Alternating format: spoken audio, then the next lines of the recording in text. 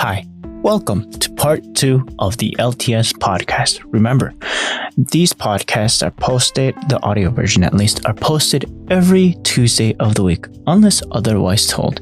And there's a video portion of this podcast that is on YouTube. So if you'd like to follow that one, follow the links in the description. So, see you then. Marcos out.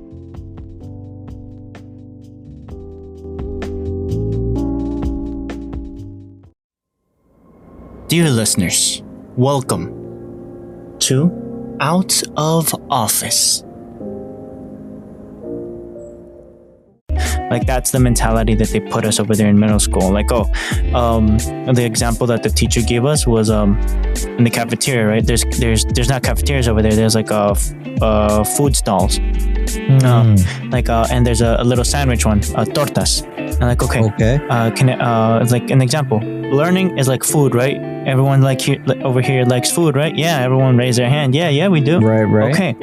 So the food stall, an example. He said, today they have a torta de jamon or a ham sandwich. Okay. Delicious. Get that ham sandwich. Yeah. Thank you. Have a nice day. Next day, what do you have? I got ham sandwich, this, and this. I had ham sandwich. Can I try option number 2? Okay. Yeah, sure. Slowly at your own pace, the way that as a middle schooler, obviously, that the teacher gave us to us is that never be scared to learn new things. And that's from another person, that's the teacher, like in your developmental years, like say, you're going to mess up. Your body's changing as from an elementary school kid to a middle schooler. The world's big. So, go learn. Learn without being the fear, because in Mexico, I've witnessed that the mentality is like, you dumb. They always break start off as if you were already in the superiority position. You know what I mean? Like, you did this wrong with less pretty words, and this what you got to do. This what you got to do. What's up? Dumb. That's the mentality over there. That, in my opinion, right now in hindsight, is that everyone there has a superiority complex, that they don't want to be seen as equals. They always cope with like, how they say here in every conversation the F word a lot, like, that's half of their vocabulary over there. It's like either like the WAY or the PENDHJO, basically, right? Or those kinds of vocabulary. I get what you're saying, right? That's like within every other part of the vocabulary, and that's not bad. But well, I think it is. I mean, because if you're trying to help somebody learn, I think just like, I guess, mind fudging them with like that barrage of profanity is not the most helpful thing. Not the most productive, yeah. But at the same time, coming in, okay, what's up, dum-dum? What do you need help on? You know what I mean? Absolutely, yeah. It might not be the most productive thing either. And that these teachers, they're like, okay, I know by default, kids. He even said that kids, you're not gonna be the smartest. You're not gonna be the smartest, okay? Assume that you don't know, so ask. And pay attention. Pay attention to what you ask. That's what he said. They said, you're not going to know this, so learn as best you can, pay attention, and then ask questions. Don't ask dumb questions. Even though there's no such thing as dumb questions, some of them are because you didn't pay attention, not to be honest. That's like he always... Yeah, you ask questions out of ignorance, not because, you truly don't understand. It's just that you didn't pay attention. That's the kind of mentality that they gave us. Pay attention to what you're being taught, and ask questions that you really don't know, not things that they as a form that you didn't understand the first go. Say, I didn't understand this. Can you repeat this, please? Like the technique to give an example of a lesson with something that we can easily understand. Food. Like, look at that stuck in my head and since middle school. The other one is when, like in my job, like you're saying, your parents. Our parents are a product of their personal experiences, right? Yeah. So that's what we got to understand. As once you're in middle school, high school, as a high school, you're again going through a hormonal change. Your things are adding up. There's more stress from school. More things are expected to you to juggle more. Got to get used to them, and that's the mentality of ninth graders, elementary school. Like, you're gonna be juggling more. Not learn to like it, but learn to deal with it. You know what I mean? Because I've seen like, I got this to do. man, you're just complaining. We got job to do. Like that's the mentality. Over and like that, your mindset. But then you get your examples of, hopefully, if you have the examples of your parents or your guardians, the mentality that they give you is like, hopefully they can insightful, hey, how was your day in school? Was it good? Was it bad? How was it? They show interest, and then they show you. Yes.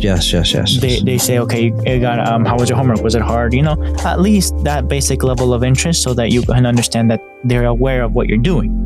Right. And once you're out of high school, you graduate, you're going to college, you're learning other people's experience, but be careful, because they're also, normally the grand majority are at your same age group. So they're going to pretend to either know more, all those things, but still it's not, majority of the times, it's not the same. Except, and then once you get out, or except if you're working throughout the entire, working in a customer service place, you can tell who's been working in customer service in college, because their mentality is like, they're not only like, the young studs or the young bucks like they are, but they understand to be more, what's the word, more empathetic with things. Because okay, I gotta pay for school, I gotta work, I gotta show up, you can tell they're more put together, if you want,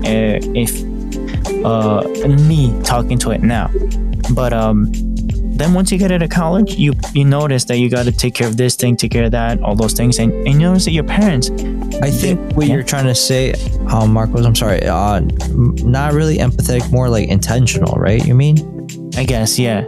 Because like I get what you're trying to say about the empathy part, like the aspect of being empathetic to others, towards others. Yeah. But yeah, I think more intentional would be, because like, once you get out, or once you're in school and you go through that college situation, specifically, that you gotta pay, right, you start being more intentional how you budget your money, more intentional of what classes you're going to take, the time that you're going to take to actually do your homework and your projects and whatever the case is, right? You're trying to be more intentional, but that's something that you gain by growth through the hardships of life, whether it be at a job or because of the situation you might be going through at home or whatnot. But yeah, no, I totally I understand that aspect, and I agree with you, definitely.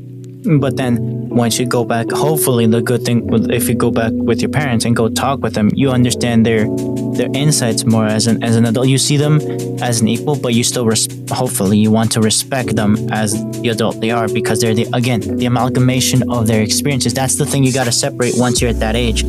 They're the product of whatever they live. So like you've already lived enough to understand what you're going through. So you hopefully understand what they're going through. Gotta pay rent, gotta do this, gotta pay the mortgage, the car, all those things. Okay, they got a lot of things more on their plate. So, yeah, definitely. But I think one thing that I would probably push back on is that I don't think I would ever see myself as equal to my parents in the sense of like maturity.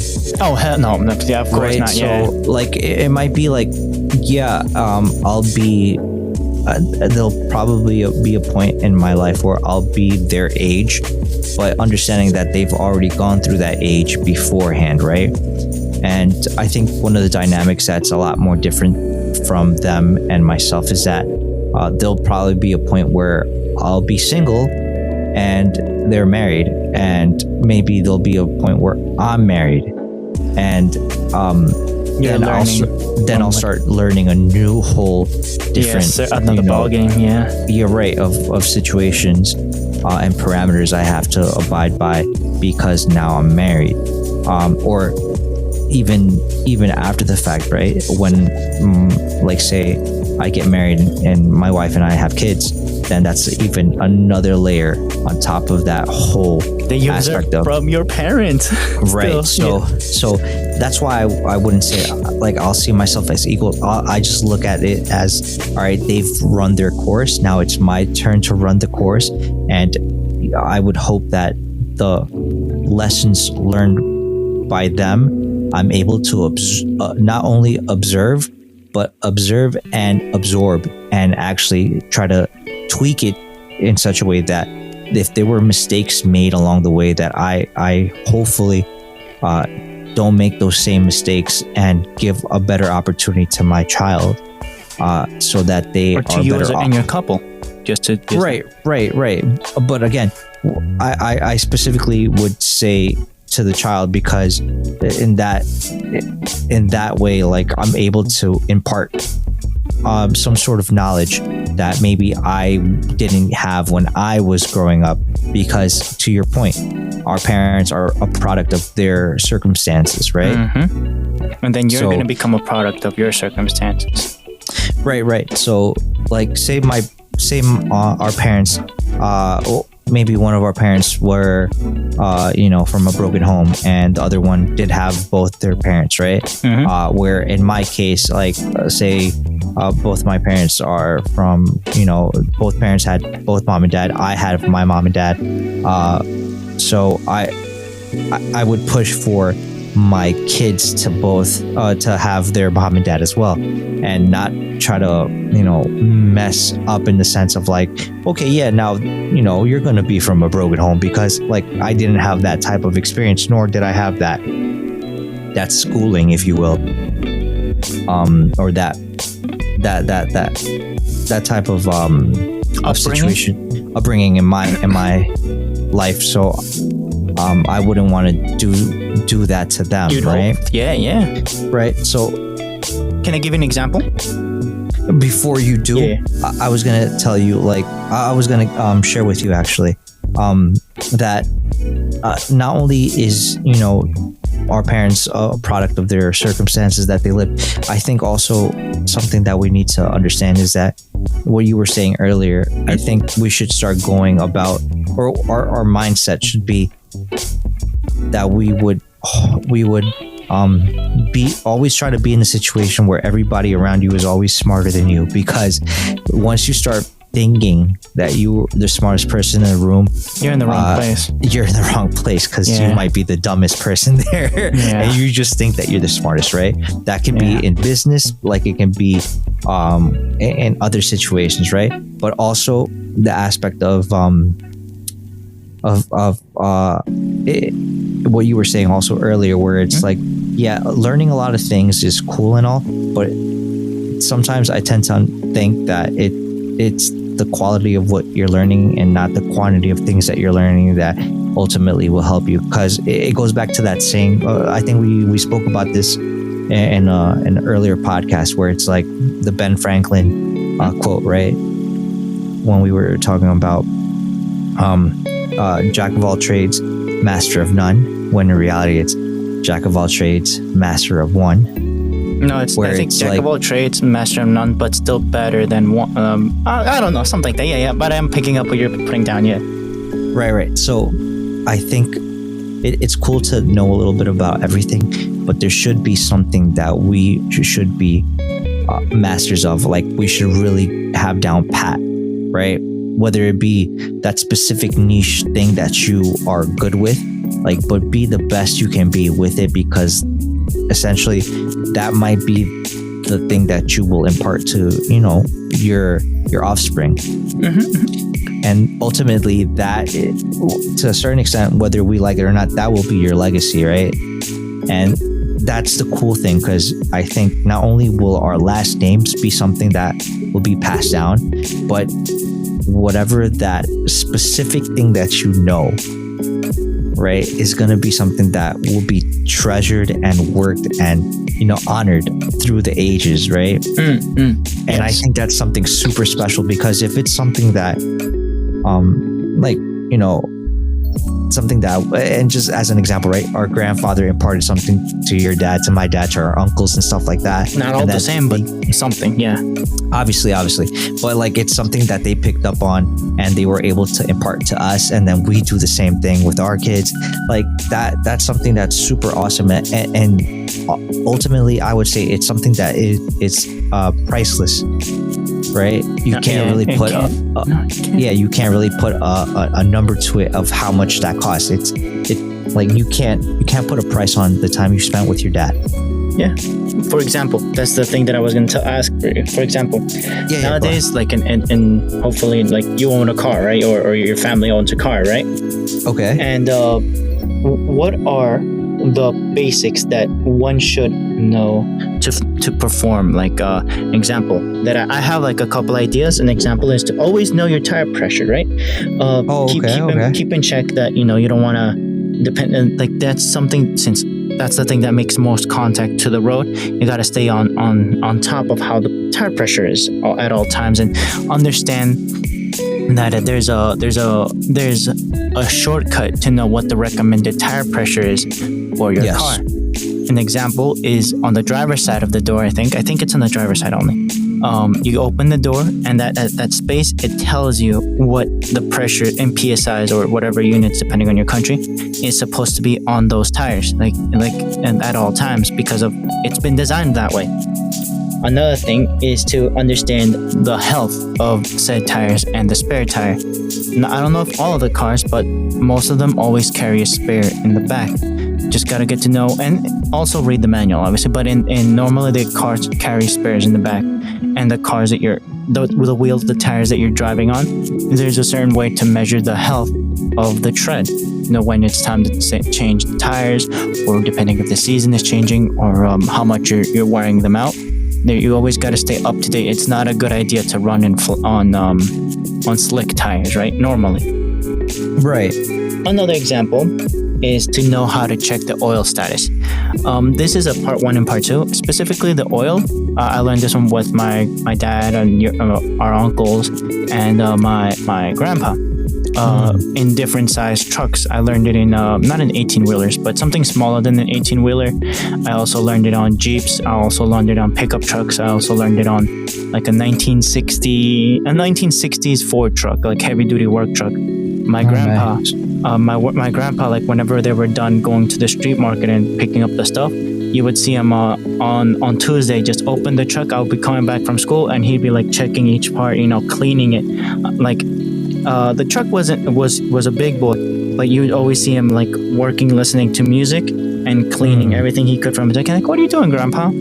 I'm taking care of this truck because it's it's our life, and I got to make sure that it's running up to snuff. And like he said, come here, let me show you something. Hopefully you'll learn something. You're like, okay, sure. I went over there. He's like, this little stick over here. He pulls it out. It looks like a wand, right? Okay. This thing measures the oil. You see this? There's some lines, and you see the color. Yeah.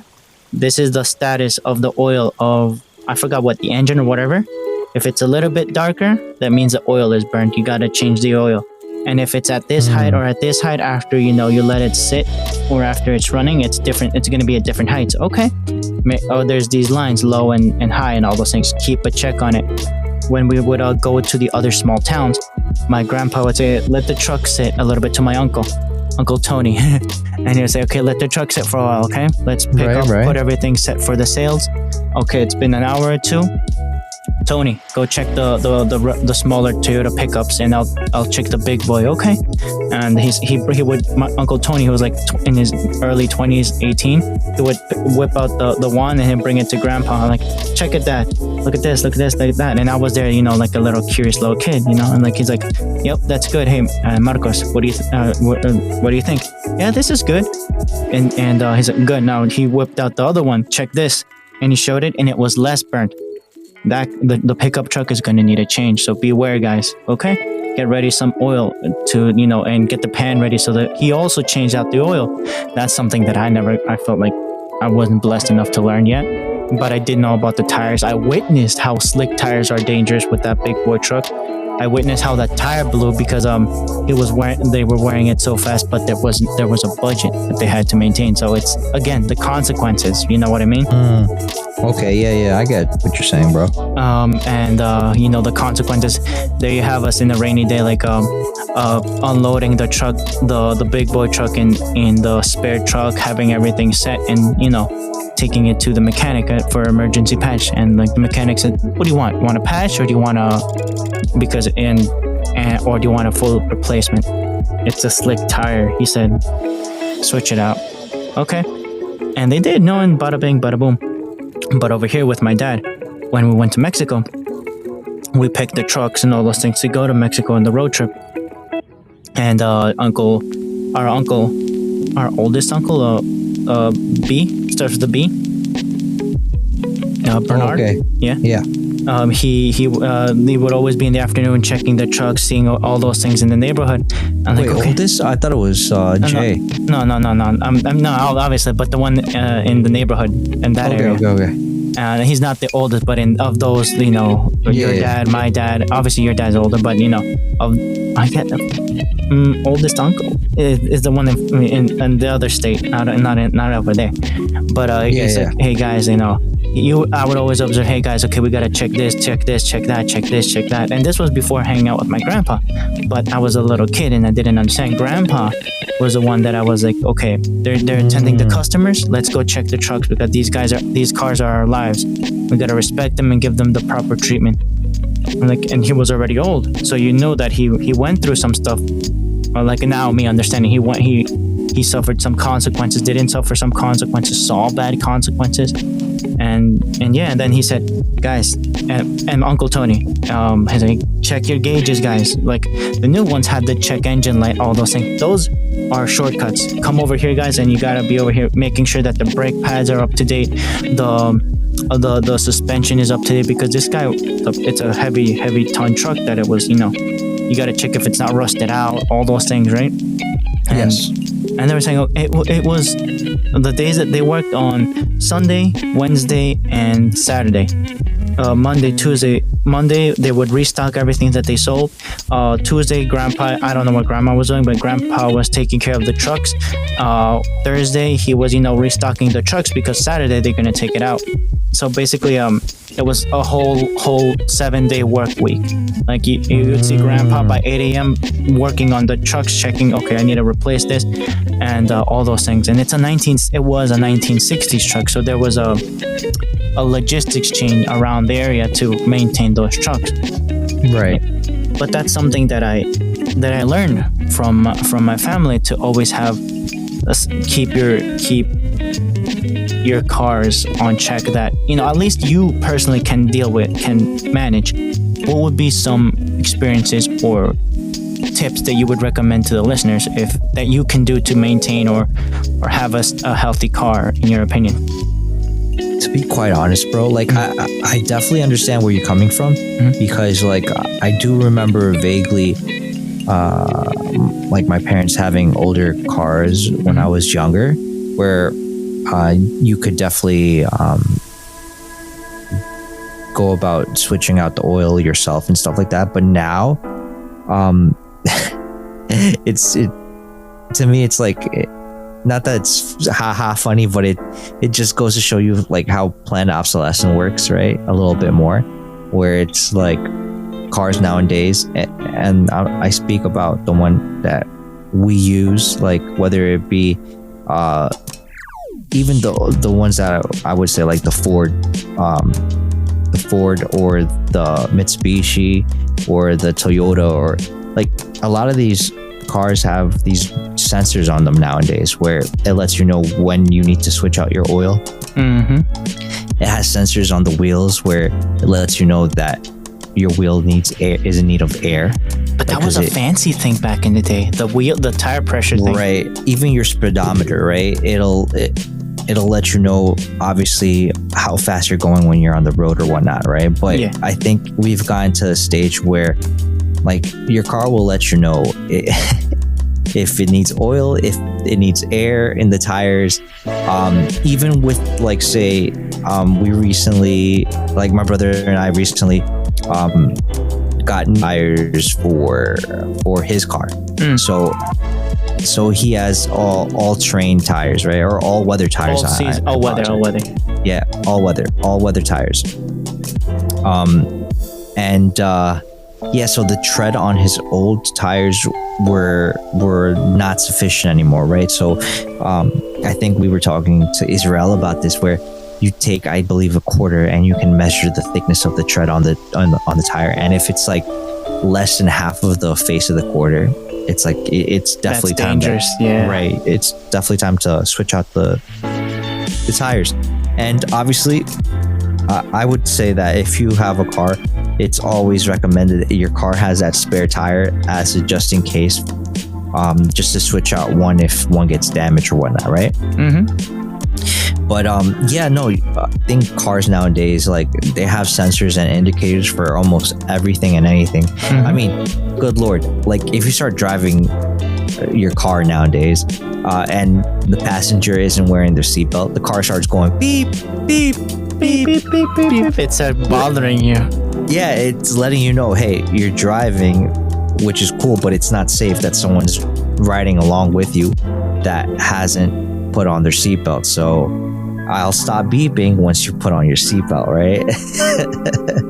So it just goes to show you that nowadays, they've really have taken out the guesswork with a lot of these, I guess you can say, these betterments of, just quality of life additions to your car. And even with switching out the oil, I'm pretty sure you can do it, by hand, by yourself.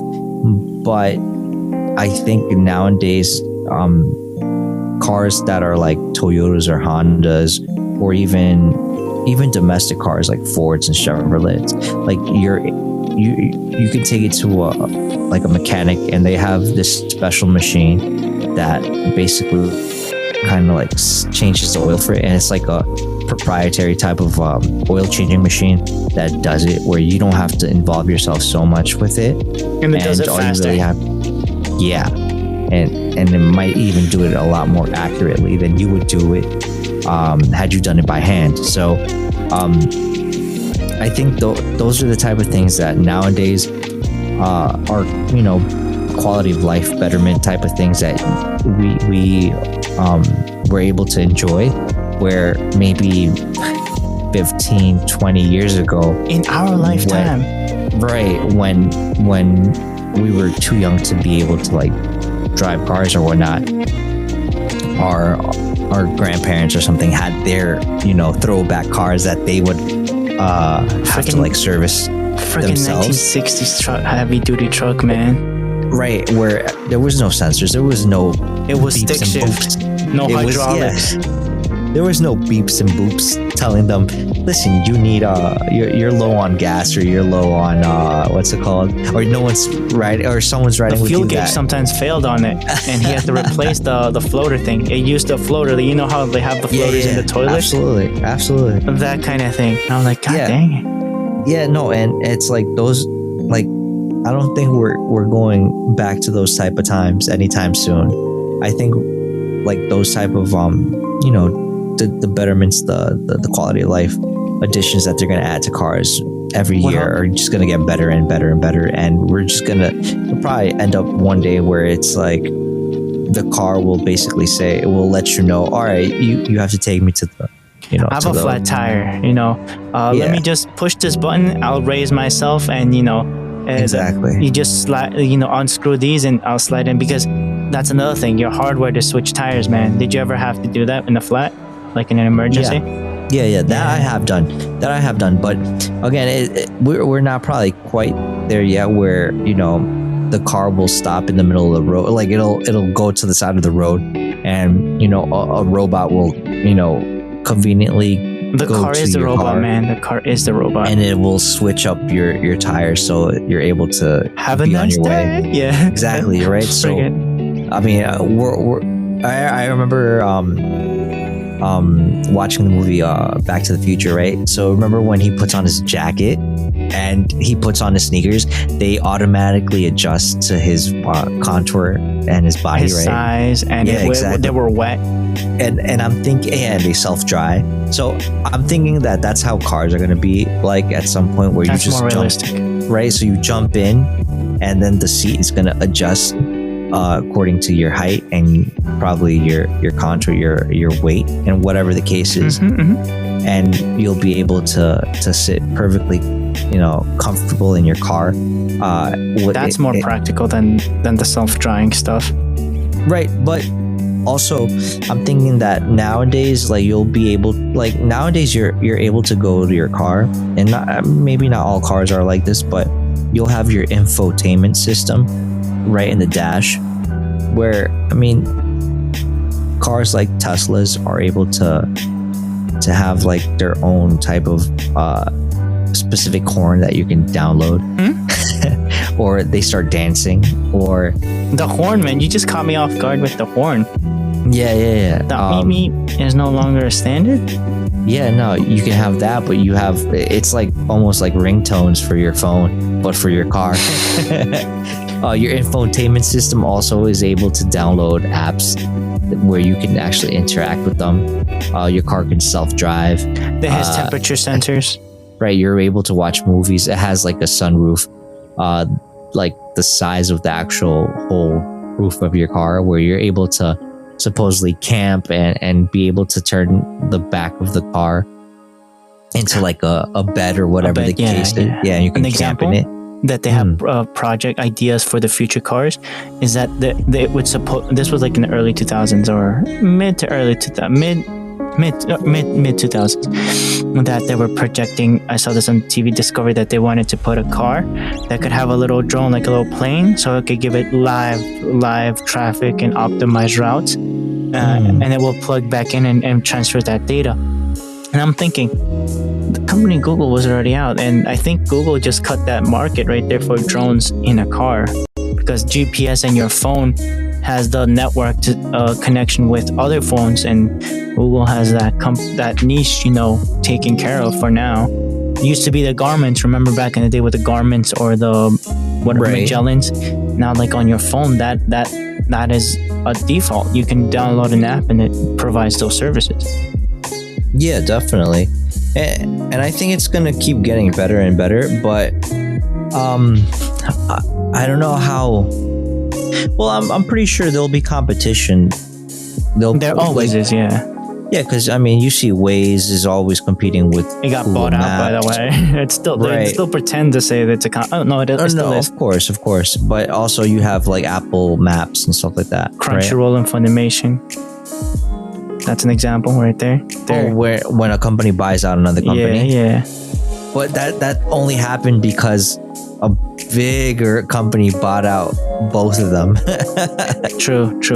And So Google, it's not not the same, it's not like one bought the other. No, it was like a bigger company came through and scooped them up, and obviously. Can I get that number? As in like how much you were worth? I'm worth dude. a couple trillion. Okay, I'll buy it. I think the worst aspect of that is that looking at it from afar, it tends to look like a monopoly, because it's almost functioning that way right now, because there isn't any other competition out there that is worth mentioning or on the same equivalent level to that company, right? Mm-hmm. And I think that potentially could be its downfall, because For us as a customer, at least. yeah, because then you'll kind of left scratching your head thinking, if I'm paying for the service and the service isn't getting any better, but they're increasing the amount of money I have to pay for to use their service, but there is no benefit because it's literally the same crappy service they've been giving me since like 2-3 years ago, then And charge you more. Right, and they charge you more for the same crappy service. People will start complaining, and then they'll start doing things about it. So, like, not subscribing anymore, and even sailing the high seas because Disney approaches. Well, we could say that. We can say Netflix approaches. We can even say Google approaches. We can say Apple TV, Amazon, Apple, name the company. I'm pretty sure companies will be quick on the uptake and start doubling down on certain IPs that they see potential in, that they would want to mess with and throw money at it in order for them to say, hey guys, people that like to watch, right? People that like to watch this sort of entertainment. Well, we have this exclusive one that you might have heard of or that you probably want to see, and you can only get it exclusively here on our platform. And it kind of becomes daunting, because then it's like you kind of want to turn to the company or the platform that has the one-stop shop, but you can't do that anymore, right? Like cable. You kind of start moving, you start backtracking, and you're making your platform become little by little what you were trying to not be in the first place, which was a cable company. Become a syndicated, if you will. Yeah, it's like, I think it's weird. We as humans tend to regress to a certain point, right? Because just think about it this way. Vinyls was like, I think, one of the biggest things when music became, accessible, and you're able to play on a record player at your home. That moved to they must have been expensive though in the early days. Probably when they first started, it was probably, obviously not taking into account what, inflation or whatnot, right? Yeah, let me do some research when they first started. Continue. So from the vinyl records, they moved to cassette players, right? From cassette players, they moved to CDs. From CDs, they moved to MP3s. From MP3s, you started developing companies that were just in the cloud, right? A subscription service like a Spotify or something of that nature, right? And then from that, where do we turn to?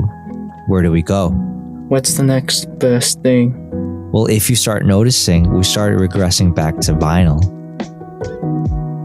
Like, I think one of the biggest things that I've seen, at least, even in the I guess you can call it the anime and manga community, you start seeing people collecting not only manga anymore, but the vinyl records of the shows that they like. Posters, yeah, the specialty, yeah. So you start seeing these people, instead of having a playlist on their Spotify, they're able to buy the actual record of, like, just as an example, the Demon Slayer soundtrack for the album, and the turntable, right? How much is a turntable right now? Right, you buy a record player, and I mean, if you get like an Audio Technica one or a Sony one or something equivalent to that, you're looking at between $200 to almost $500 on a record player, right? And you can find ones that are a little more expensive or ones that are a little cheaper. And the point is that people are regressing to having vinyls because, not only is it a nostalgia type of thing, but you kind of have this, you're enamored by this physical object that you can hold in your hand, that you can place the record on a record player. Which you can lose. Well, you might say that, but say you want to listen to something and you want to have it on a record, like you want to have something physical, where, like, I don't know if this happened to you before, Marcos, like since you've had your cell phone, like say you're in a thunderstorm, or say you're in a place where you don't have the best reception, and obviously I'm giving you like very niche situations, but maybe you're in a place where having connection to the internet isn't the easiest or the most viable option at the moment. But like, say you wanted to listen to something and you only have analog to work with, right?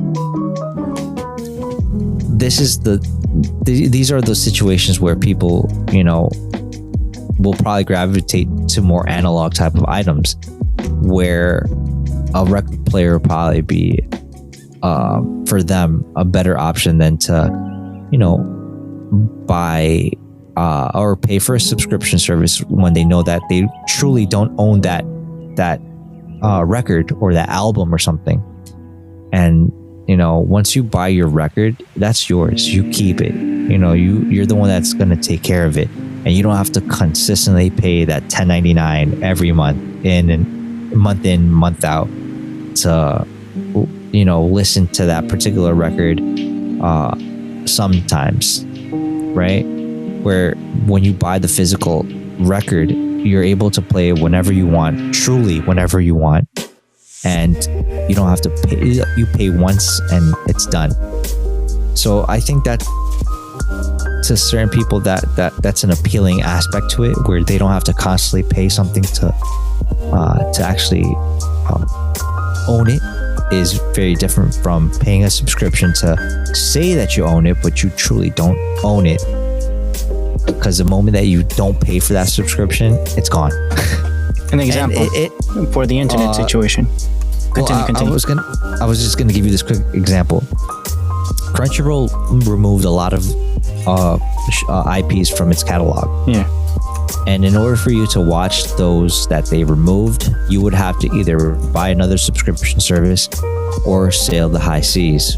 But you truly don't own that catalog. And that catalog is always changing due to whatever terms and conditions or which they change. Contracts that they have, which they change every so often. So say I want to watch the 4th season of Danmachi. I'm not able to watch it on Crunchyroll. And that's a sad thing. What's the other one? And you would think that, you know, that there could be a solution, but there isn't. So like say I want to see High School DxD on Crunchyroll. Well, if I'm used to having it on Crunchyroll, and the moment that their contract runs out and they remove it off Crunchyroll catalog, then was it truly ever mine? Owning and accessibility are two different things, right? But in the context of what we're talking about, in that specific context, if you're ever planning to go with owning it, then yeah, the subscription service is never the answer. It's just a convenience. But then, all right, then what would be the solution? It would be buying the actual Depends physical what you want, copy. though. If you want to have it. Again, if that's something like say, again, I'm just stating the obvious. This parameter of this specific situation. Right. If I'm the person that's going to want to watch High School DxD and I pay for the subscription service, right? Mm-hmm.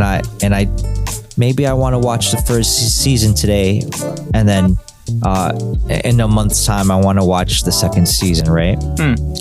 Well, it would make a lot more sense buying the complete full what's it called?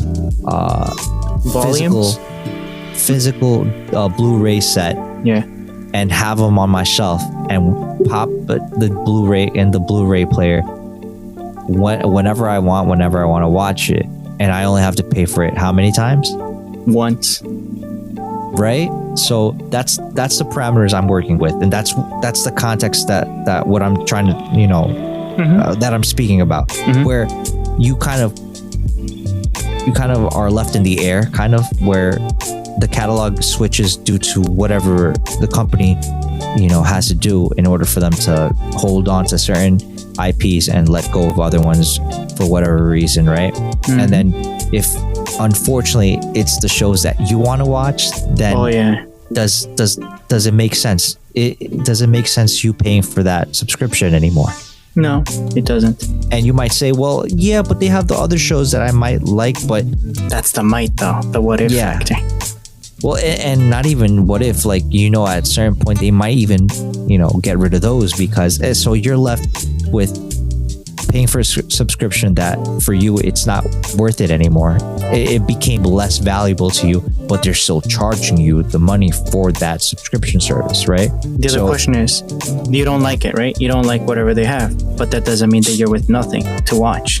It's just that you don't like it, but it might as well be nothing because you got nothing that you want to watch. Right. It's like saying, I have a million cans of soda, but if they're empty, well, you still have the cans. Not really. It's if you don't like it, or they're all expired. How about that? Right. Okay. Yeah. Sure. They're all expired. But it's still you might as well have nothing at that point because it's not even worth the stuff it's in, right? Yeah. So that's my whole kind of spiel about that. So I'd rather, people probably tend to see it that way, where it's like I'd rather pay for something that I know I like, that I want to hold physically, and that no one is going to be able to like delete that from the catalog, and whenever I want to watch it, I can comfortably watch it at my own pace, at my own time, and your own comfort. Right. And I I'm able to hold on to this physical copy. I think that's the premise on vinyl, right? So how that regression works, right? And I think Let you me were give you an looking- example. I did. Yeah, I shared you the links. So, Okay. I did some cursory. Mind you, this is cursory. So, the first ever vinyl recorded was music, and it was in the late 1888, right? And it was a song, okay. "The Missing Note," whatever that note was. And the person, it wasn't even a vinyl. It was like a tube, a phonograph tube, like. But with technology over time in the 1930s, they were able to compress it to the modern vinyl that we now know and like the audio from. So it took from the 1930s to sell their first couple 200 and something million records to make it into a viable option specifically in the United States. This was in the 1930s. And then the question was, did vinyl die in the 90s? So what does what's in the not taking into context the question, but just the time frame. The 30s all the way to the 90s is what, 60 years. And a lot of the music that you're talking about is from the 70s, from the 80s specifically. That's when the music or the medium, what 70s was at its peak. The kind of everything was smoothed out to mass produce vinyls. But then what happened in the 80s? The MP3 player, all those things came out. And the lapse, what it took vinyl to develop grounds and to develop a market and to mature was 30s, 40s, 50s, 60s, 70s, 80s. It took 60 years. And then it took 80s and 90s, 20 years to drop off in that time. Meaning that the generation of people that were born when it was at its peak in the early 80s or mid 80s understood that their parents, their grandparents had vinyl. They had their experience like us with their parents, with the trucks, the old trucks, if you will.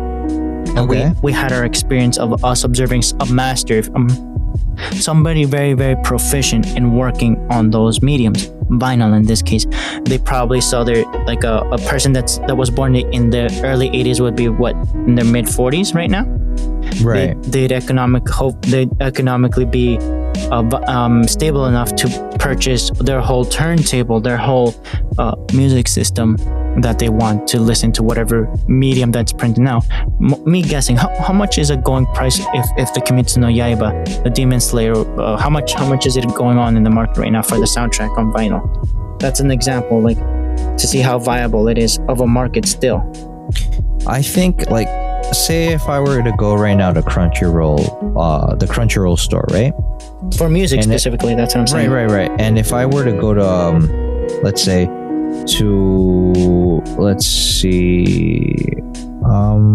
apparel, figures, accessories, let's see, I think video and manga, right? This is creepy that it has it already in Google. Sorry, continue.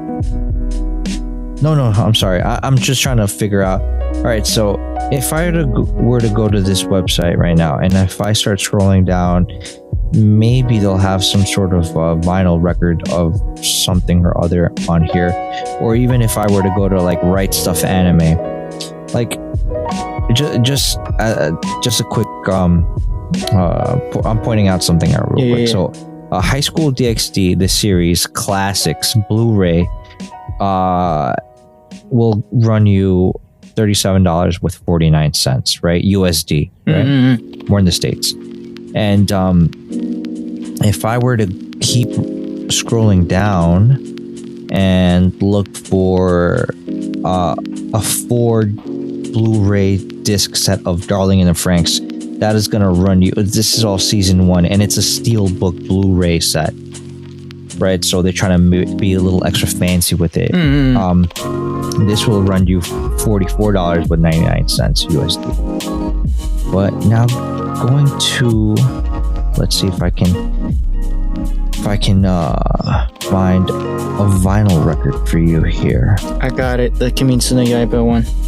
Oh, do you? What website did you use? eBay. I used Google and it threw me into eBay, and it says brand new and new. It says the Kimetsu no Yaiba Demon Slayer Kamado Tanjiro TV soundtrack vinyl limited, $190. See, how can I shit?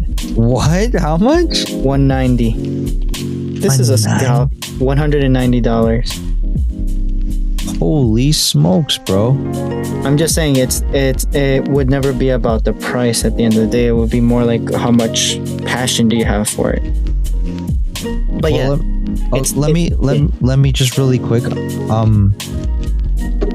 Oh, okay. Explain while I look for so something. yeah, Real yeah. quick. So my theory, it's just the velocity of the market itself, how people are becoming more economically viable, because you can also extrapolate from the time frame of the 1930s what happened in the 30s, the one of the Gilded Age in the 20s, the 30s, the Great Depression. It wasn't a good time for a product to grow, but they still broke records of 228 million sales of a vinyl product. And then the 40s happened, and then the 50s, the big boom. So just in the timing aspect, it took vinyl 20 years, if 20 years after the World War II, to just grow up with a generation of people that were economically viable to be like take hobbies, quote unquote luxurious hobbies. People from the 50s, matured, did more product, did the music industry, all those things, the Beatles, Elvis, content to record on a vinyl record. And then there was a market for people to buy the content, meaning it made it less expensive. Not cheaper doesn't mean bad in this case. It made it cheaper to produce with the higher or same quality, and and there was a market, a demand. And then the 80s, the market changer with the Sony Walkman or the Sony Ericssons in the 80s. It wasn't the best quality, but it was another. Right. So the competition, the market changed in the 80s. And then what happened in the 80s? Another economic issue. And it must, me super guessing, it must have ruined some logistics routes for vinyl, probably even. And Right. But then it made it more convenient. Then another generation from the 80s understood, or the 90s understood what Walkman was, understood what CDs were, understood what cassettes were, all those things. So then the generation that was transitioning, the 80s people, the people who were born in the 80s, were in that phase of us with the iPhone in 2007 and all those things. They understood how there was a well-defined market for vinyl, and then there was also a well-defined market of the future. They were in that turning point for audio. It wasn't that good, the Walkman, compared to the quality of the vinyl. It still isn't. I debatably can't even argue with that, because I haven't honestly listened through the highest quality of headphones for vinyl and all those things.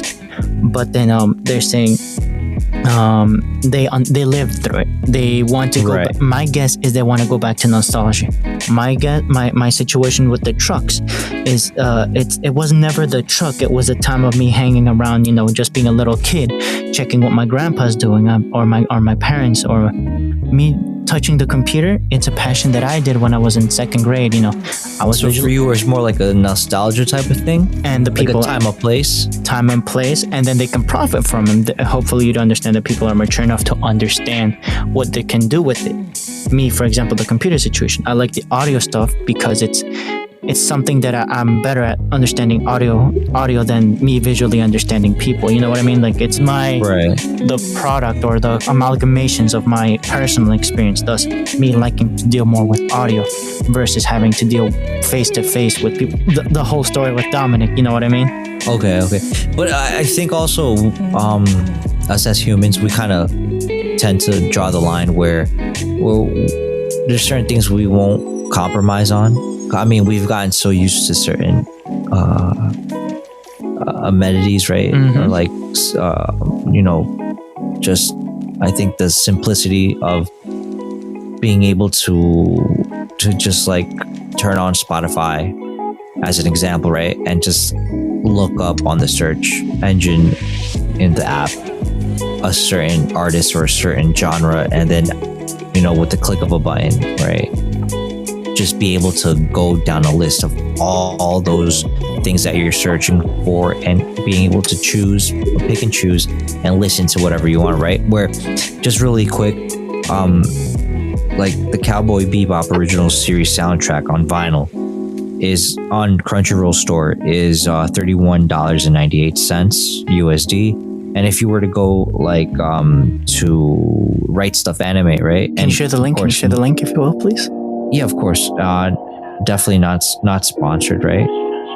That same record is $31.98 So it's relatively, similar in pricing. So what I would say basically, it's like, how can I put it? I think people regress to being nostalgic about certain things, but I think there is that added benefit that you kind of are able to hold, and you're able to really say it's yours. And I think that's an aspect that a lot of people like, and especially nowadays where there's so much uncertainty with how the big companies that bought up that niche that you like is basically going to dictate how it's going to go about distributing certain things, and it might bring comfort to certain people. And mind you, again, being able to draw that line in the sand where you kind of have to compromise where, yeah, this is old school technology, because I don't think either you or I would be able to go back to listening to music on cassette players, right? Or grabbing a VHS of Dragon Ball Z and trying to pop it in a VCR and trying to watch that. Like it makes no sense. It's like that we're not willing to go back and regress to that, but we're willing to regress to other certain things, that nostalgia we get with that 1960s truck, right?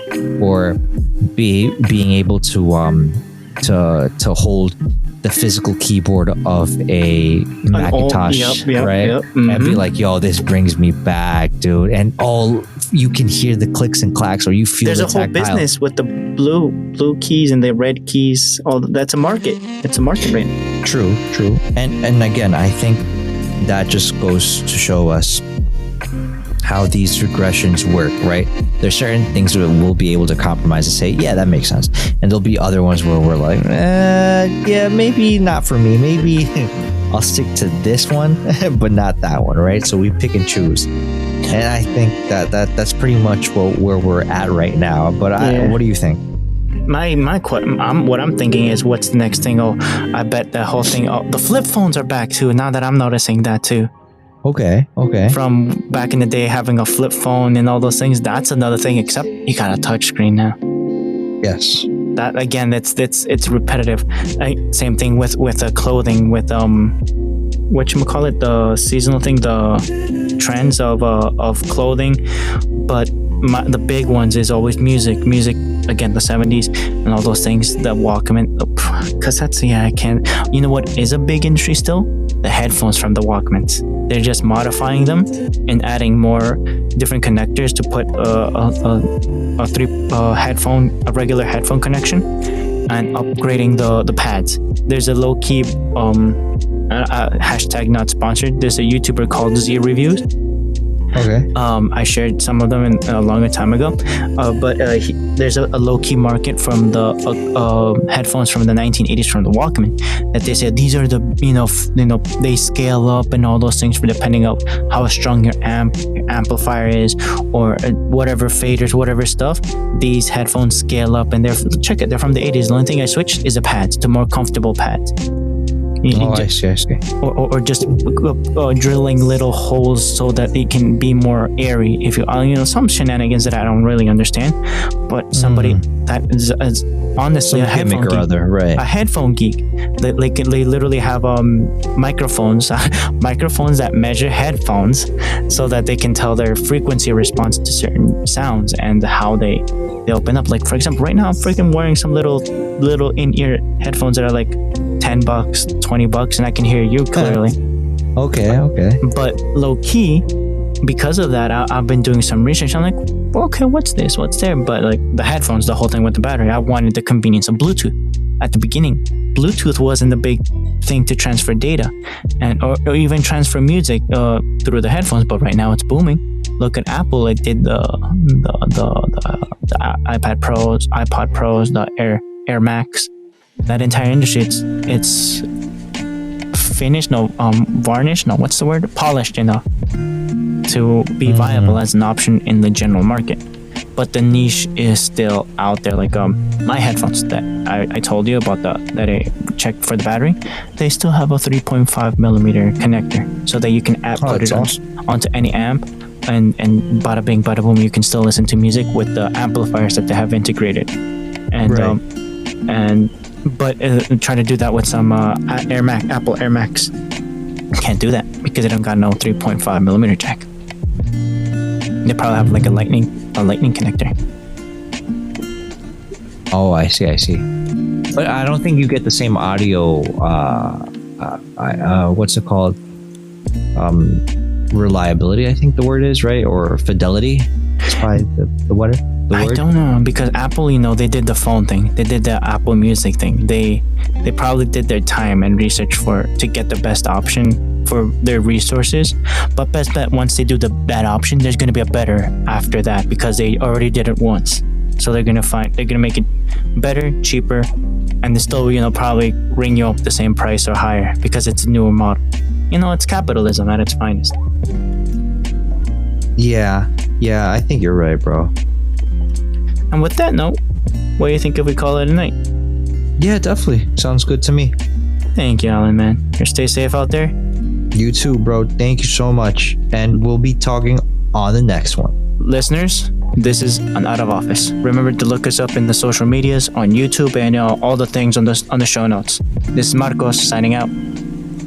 Peace.